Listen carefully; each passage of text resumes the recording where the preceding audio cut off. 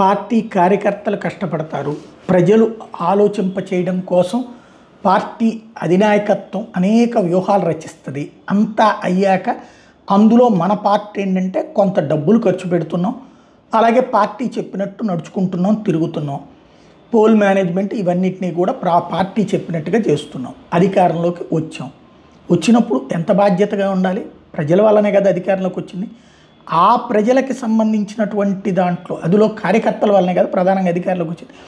ఆ కార్యకర్తలు చనిపోతే వాళ్ళ ఇన్సూరెన్స్కి సంబంధించినటువంటి ఇష్యూస్, లేదా బతికున్నటువంటి వాళ్ళ ఇన్సూరెన్స్ కరెక్ట్గా సెట్ అయిందా లేదా, రిజిస్టర్ అయిందా లేదా చెక్ చేసుకోవడం, కానీ ఇది లోపించినటువంటి వాళ్ళు టోటల్గా 48 మంది ఎమ్మెల్యేలు. అలాగే ప్రతి నెల 1వ తారీఖున పెన్షన్లు ఇచ్చేటప్పుడు మొదటి రోజున అందరూ పాల్గొన్న స్వయంగా చంద్రబాబు గారు ఒక్కసారి కూడా మిస్ కాకుండా ఎక్కడో చోట వెళ్ళి పంచొస్తున్నారు. పవన్ కళ్యాణ్ మాత్రం వదిలేశారు. జనసేన ఎమ్మెల్యేలు పంచుతున్నారు.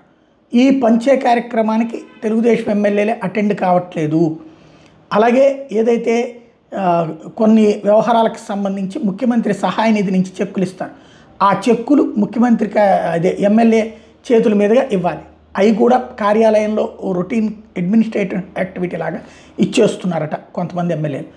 ఆ వివరాలన్నీ తెప్పించుకున్నటువంటి చంద్రబాబు వాళ్ళందరికీ నోటీసులు ఇచ్చి ఇంత నిర్లక్ష్యంగా ఎందుకున్నారో తేల్చమని చెప్తున్నారు. మెయిన్ ఏమైపోయిందంటే డబ్బు ఖర్చు పెట్టాం గెలిచామనేటటువంటి కోణం కొంతమందిది, ఇట్లా చేస్తే నొరుగుతుందా ఏంటనేది మరికొంతమందిది.